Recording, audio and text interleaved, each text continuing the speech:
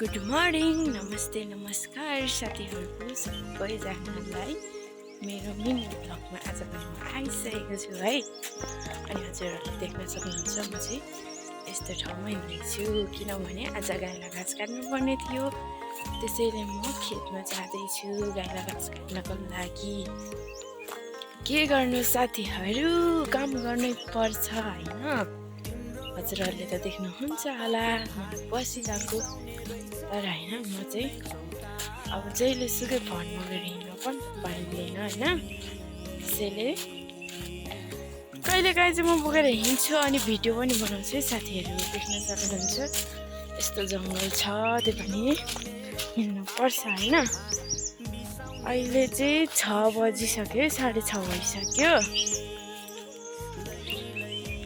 अब यस्तो काम गरिसकेर म चाहिँ जानुपर्छ कलेज।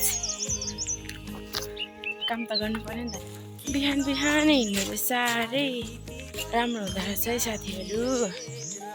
देख्न सक्नुहुन्छ तपाईँहरूले यस्तो चिसो चिसो हावा आइरहेको छ होइन। कस्तो राम्रो छ नि त होइन। अब म तपाईँहरूलाई देखाउँछु है, यहाँबाट मेरो खेत देखाउँछु ल साथीहरू। मेरो खेत चाहिँ त्यो पराको हो है साथीहरू, देख्न सक्नुहुन्छ।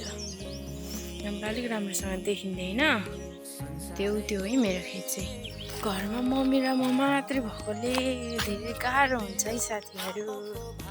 काम गर्ने मान्छे हुँदैन, जति गरे पनि जे गरे पनि मम्मी र मैले मात्रै गर्ने हो।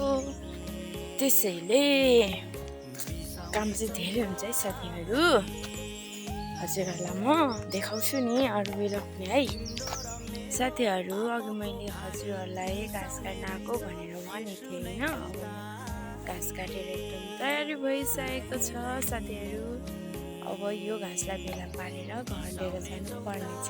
फेरि ढिलो गऱ्यो भने काम हुँदैन नि त साथीहरू। त्यसैले अब म यहाँ घाँस भेलाउँछु।